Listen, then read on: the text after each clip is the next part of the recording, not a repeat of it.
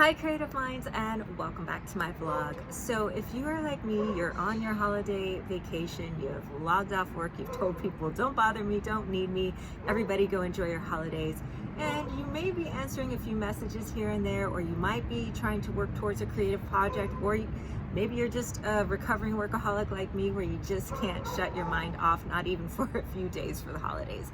Well, I want to give you some tips on how you can still enjoy your vacation but still actually keep your momentum, stay and feel productive, but still have time for your families and let your mind rest. So the first tip is one of my favorites actually, and that is no alarm clocks. No alarm clocks. Everything that I need to get done, or if I have an appointment, if I have to go somewhere, it's all scheduled for the afternoon. I do not use alarm clocks. I absolutely refuse to use alarm clocks on my vacation day because I always, when you have your alarm wake you up, you jump up out of bed, you're rushing to get ready, you're thinking, oh, when do I have to be ready by? Oh, I have to get dressed, I have to shower, I have to make sure this is done, I want coffee. It's a mad rush. But when you turn off that alarm clock and you let your body naturally wake up when it wants to wake up, it is so refreshing. You get the sleep you want and you wake up peacefully, you feel just well rested. You're not in a mad rush to do everything at once because you know you have time and that things can be handled later. So turn off that alarm clock. It is the most freeing thing that you will do. My next tip is no messages in bed. Now, this is a really hard rule for me to break when it's busy season because that's the first thing I look at. Okay, who sent a message? Who needs this? What's happening? What do they want? Or sometimes I check my notifications. So during the holiday season, if it needs a notification, it does not belong in your bed when you are waking up. What you want is your journals, you want your book, a book to read or do some light reading in the morning, but something to where it is not your phone, it is not the screen, it is not a sign of stress, but it is something that you can actually get your creative juices flowing or just relax and escape into. And that is for morning and at night. And that during vacation time when I know people don't need me all the time is when I do this the best. Next tip is reflection. Now, the great thing about downtime is that it gives you time to really just reflect and think about what's going well, what's not. Now, every week, every month, and every year, I have my own reflections that I do where I really take a look about what happened, what I could have done differently, what could have went well, and the progress that I made, because you do have to celebrate your wins too. And it has been the most helpful thing because what I notice that reflection really does for me is that it helps me course correct. It helps me be real but yet gentle with myself at the same time. And when I make those course corrections, I realign with what I'm doing. I understand why I'm doing it and it's still fulfilling to me. And then I can continue without quitting. So that's one of the most important reasons why it's so important to reflect. Next is that you want to try some new things that kind of seem a little woo or a little hokey.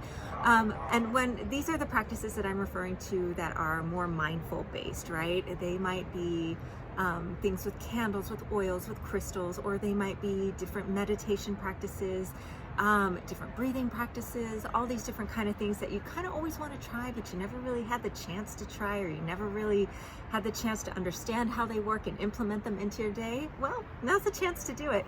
Sometimes I've tried to implement meditation, doesn't always work the past few years. Journaling has worked for me. And manifesting, like manifestation journaling or manifestation practices, have worked this time of year for the following year. So that's when I experiment with them the most, is this vacation time of year. So pick one, especially if it's like really obscure and seems really silly or seems really kind of strange. This is the best time to try it because you're kind of open to it. What else do you have to do? And you never know. So the next tip is stretching. It is stretching. You have a year's worth of tension in your muscles, in your neck, in your back, and in your hips. Now, if you sit down a lot, even if you have a standing desk, but if you sit down a lot in front of the computer or just on the couch watching Netflix this year, as many of us have, most likely you have really tight hips and overactive hamstrings, and it is bothering you almost to the point where your muscles are really tense. So every morning I try to stretch, and these are just standing stretches where I touch my toes, but during this downtime I actually get on the floor and stretch a little bit more for an extra few minutes, and I do that twice a day, and it is so beneficial to get those muscles and those knots out of you and release that tension. So make extra time, do more stretches, look them up, follow videos if you need to, but get the stress and tension out of your muscles, because you've carried them for way too long, and 2020 gave us a lot more tension than we could handle. So keep stretching. Next is gratitude. Now, gratitude is a practice I do all year round, and I can tell you that if you haven't integrated it now, holiday season is the best time, because holiday season is stressful. You see family, there's shopping, you're spending, you're thinking about the year ahead, or you're thinking about the year past. And there's a lot to be grateful for in the midst of all this. Now, gratitude is something, the more you do it, the less angry and frustrated you feel when you do it, when you're writing. Even if you are thankful for bad things, which I highly recommend you add when you are writing things that you're grateful for. Be thankful for these lessons that are a little rough on us and for what they teach us, because the more I am grateful for those things, the more I actually can find solutions, the more I'm not overwhelmed or worked up as much as I used to be. And it's just a really helpful practice to just have some gratitude every morning and just really just write it out. The last but not least is the things that are hanging over your head. You want to write, and I recommend that you show up and write, especially if you're coming down from a lot of work stress. It's going to take you a few days to really get into the creative flow of writing again, and that's okay. Give yourself that space. Now, if you have a big goal or a big project that you've kind of been working on and it's just overwhelming to you right now because you want to do it in your off time, but there's so much to do and just the task itself is really big, well, the best thing that you can do is pace yourself. Give yourself little steps of things to do. Just break it down and do just a little bit at a time to where it's not overwhelming. Pacing yourself, and I can do more videos on this. Give me a thumbs up if you want, or leave a comment below if you want. But pacing yourself is one of the best things that you can do to really move mountains. It's those little steps that just add up.